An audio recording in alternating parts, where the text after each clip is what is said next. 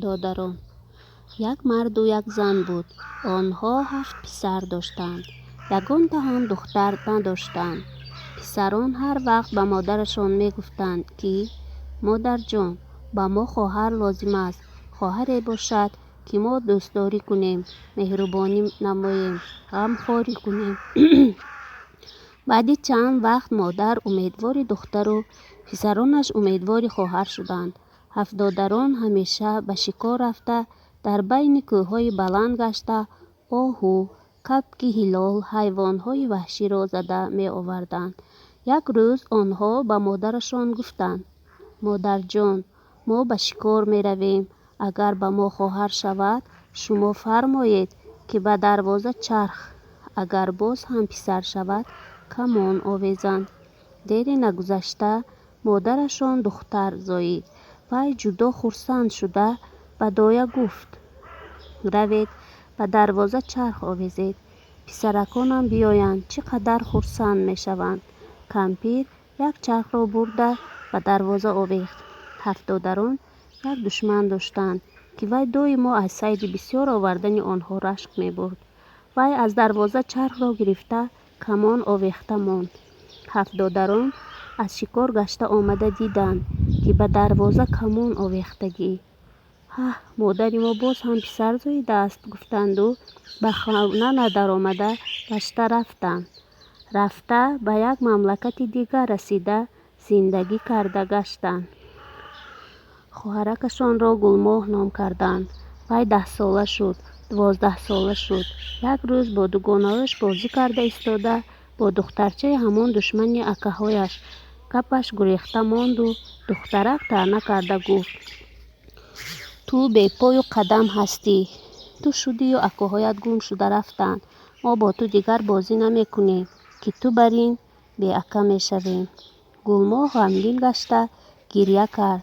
او دیده‌اش جویچه شده به حولی یک کمپیر در آمد. کمپیر قد جویچه برآمده دید که دخترک همسایش گریه می کند.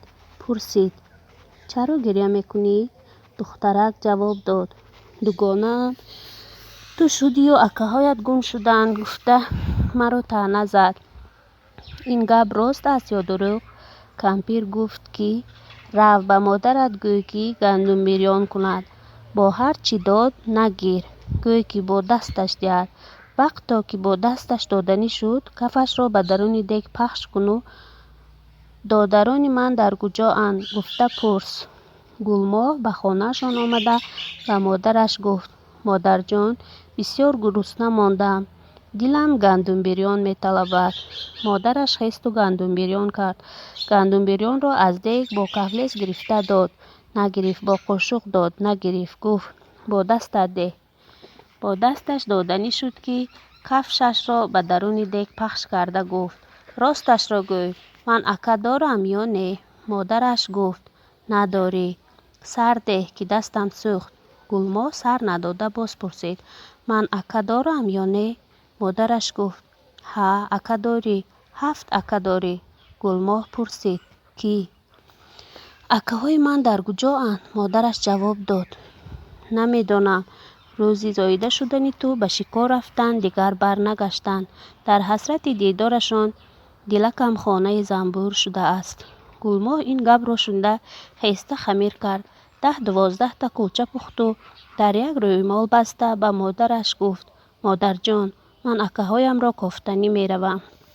هرچند مادرش نرو، آنها را از کجا می یابی؟ از تو هم جدا می شوم.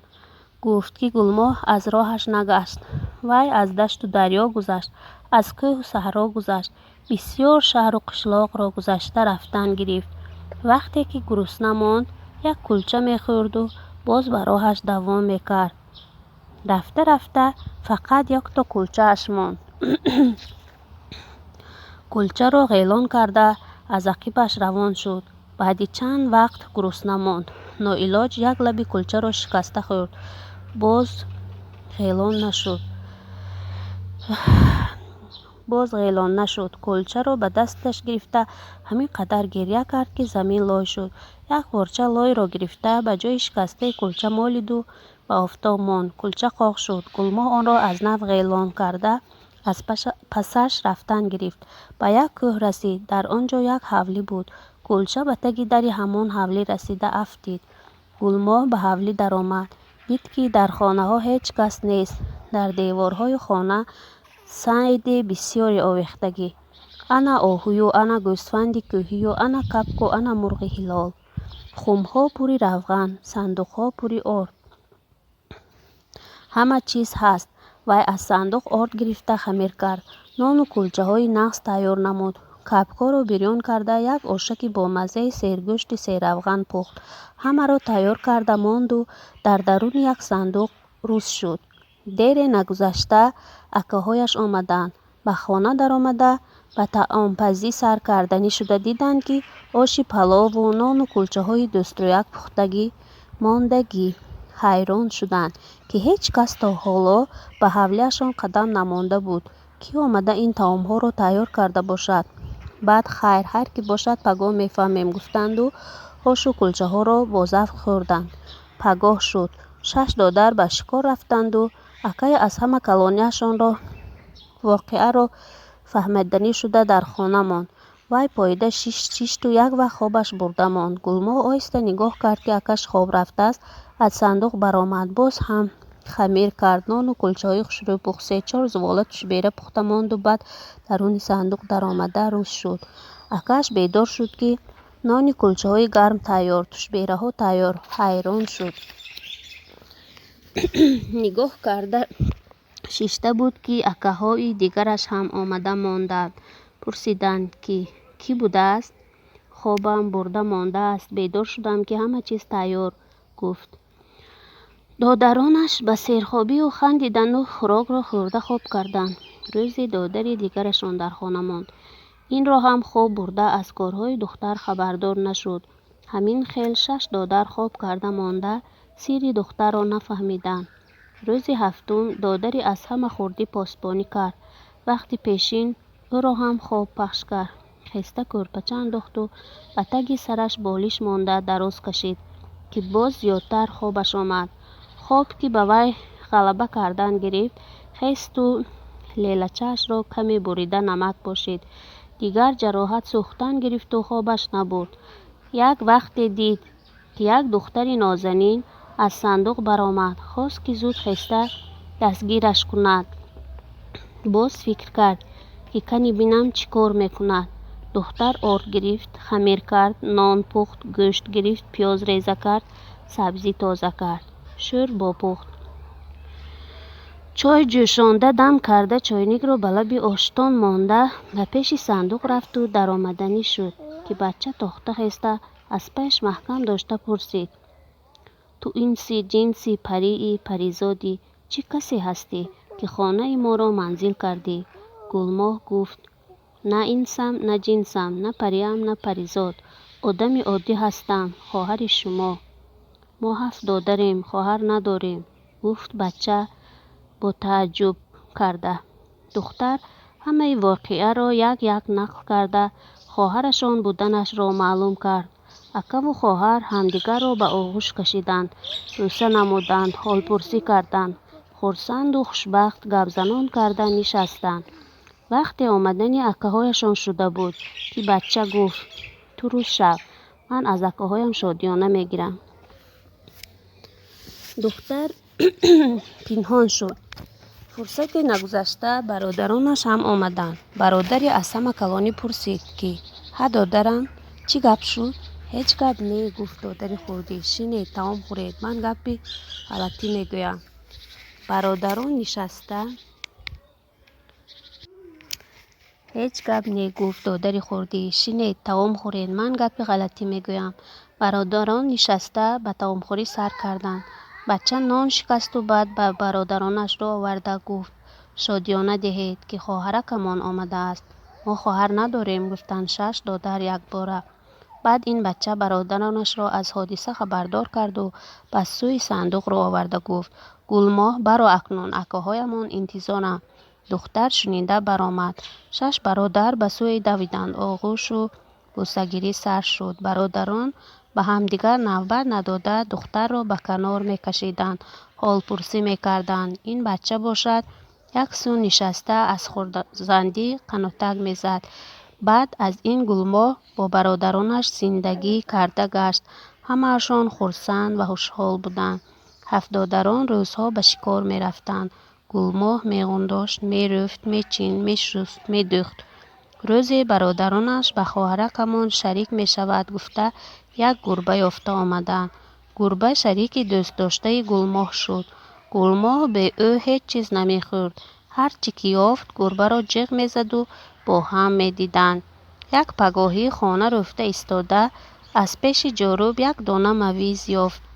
به خواطر آن را گرفت و پف کرده به دهانش انداخت. گربه به نیم مویز امیدوار شده ایستاده بود. در قهر شده تاخته رفته الاو را کشت. گلماه خمیر کرد. خمیرش رسید. تنور و تفساندنی شده و پیش آتشدان آمد که الاو مردگی. وی غمگینانه بیرون برآمده 4 طرف را نگاه کرد که از درون یک بیش از هزار دود باریک برآمده ایستاده است. همان دود را نگاه کرده رفتن گرفت. نزدیک شده دید که یک گربرزنگی با یک دستش بچه‌اش را مکانده با دستی دیگرش گندم بریان کرده ایستاده است. گلماه ناعلاج به پیش وی رفت. السلام علیکم خوچه جان گفت. گربرزنگی سر برداشته پرسید. وعلیکم السلام. اگر سلامت نمی بود یک لقمه خامت می کردم. برای چی آمدی؟ الاوم مرد. الاوگیری آمدم جواب داد گلماه. گربرزنگی کمی الاو و یک قدر جو دراز کرده گفت. این جو را تا خانه چاشیده رفت. گلماه جو را چاشیده آمد. تنور را تفساند. نان و سمبوسه های گوشتین پخت. خوراک تیار کرد. اکهایش آمدند خوردند. همه چیز خیلی بامزه بود. شکمشان سیر. غمهایشان دور شد. از خواهرک هنرمندشان منتدار شدند و خیلی چخچخ کرده نشستند. بعد خواب کردند. سحر شد. خسته رفتند. روز شد. گلماه حولی رفته ایستاده بود که ناگهان همان گربرزنگی تکه سوار در آمد. وی آمده ایستاده فریاد میکرد. ای ناجنس بیا تکم را گرفته بند. گلماه تاخته آمده تکه را در یک میخ بست. اکنون بیا سرم را بین گفت گربرزنگی. گلماه سرش را دید. همان جوهای چاشیدگی گلماه همه اش سوزن شده. گربرزنگی چنده آمده بود. گربرزنگی یک سوزن را گرفته به سان گلماه خلاند. سانش سخت درد کرده. گلماه دندان به دندان ماند.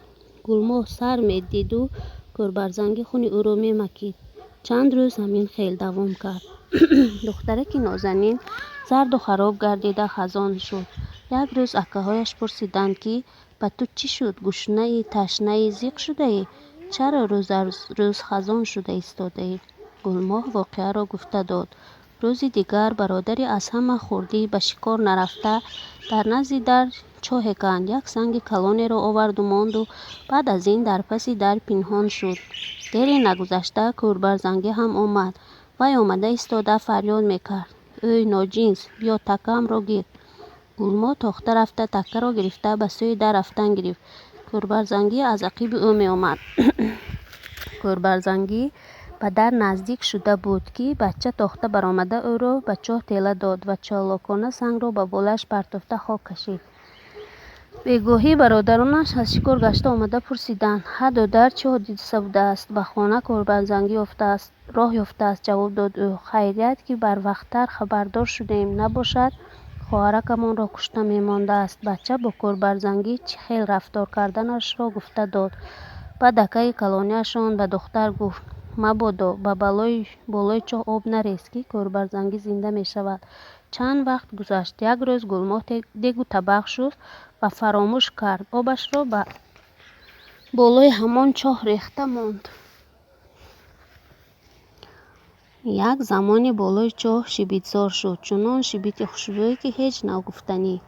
چند وقت دیگر گذشت.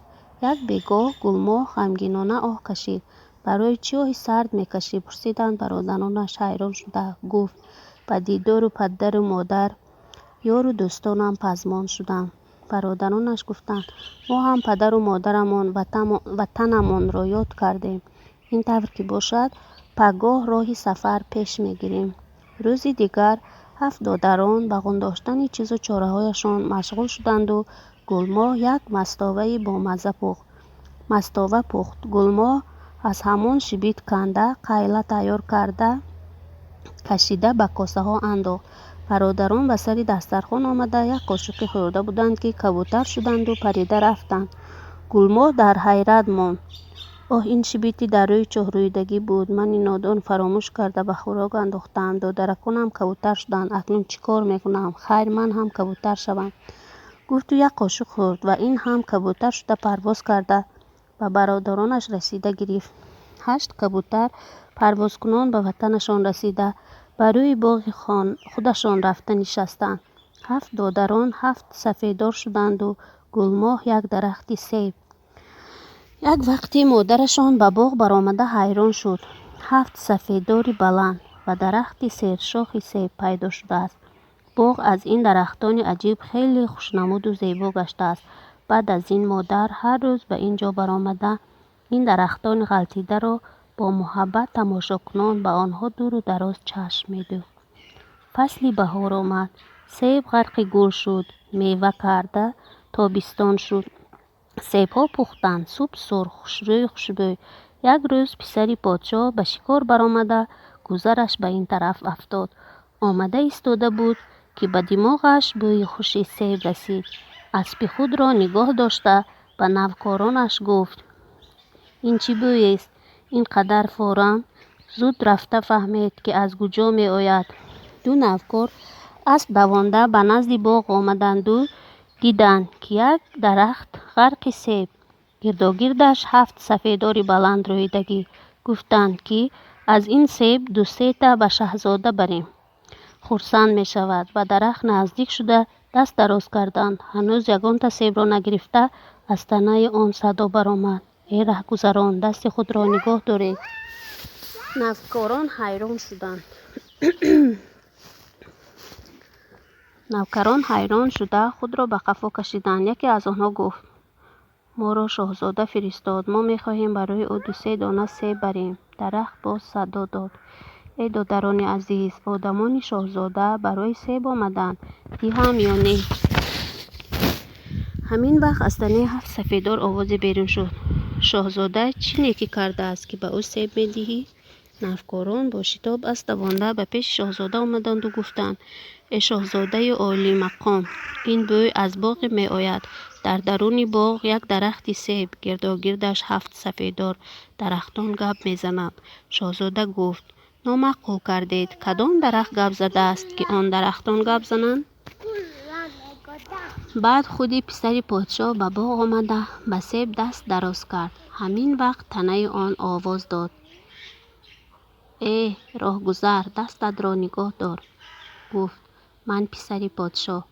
ای برادران عزیز، شاهزاده برای سیب آمده است. دیهم یا نه؟ سفیداران صدا دادند پسر پادشاه چی نیکی کرده است که به او سیب می دهی؟ سیب تو را کسی گرفته می تواند که تمام عمر خود به مردم نیکی کرده باشد. شاهزاده فکر کرد که در عمر خود به کسی نیکی نکرده است. ناامید شده گشته رفت. روزی گذر یک مرد سال خورده به اینجا افتاده ماند. مردک درختی سرخم شده سیب را دیده هوسش آمده به باغ در آمد و یک تا سیب کندنی شد. ناگهان از تنه سیب آواز برآمد ای دختران، این مرد موی سفید سیب گرفتن میخواهد. دیهم یا نه؟ بده. گفتند دخترانش این همان شخص است که تمام عمر خود غیر از نیکی به مردم کار دیگر نکرده است. مردک خرسند شده یک تا سیب گرفته بود که یک باره تنه درخت سیب کفید. یک دختری خوشروی نازنین برآمد و تنه 7 سفیدار هم کفید و 7 جوان خوشروی بیرون شدند. 7 دختران و یک خواهر به حولی به سوی مادرشان دویدند. مادرکشان همه را یک یک به آغوش کشید و اشک شادی از چشمانش روان شد. رحمت برای گوش کردنتان دوستان عزیز.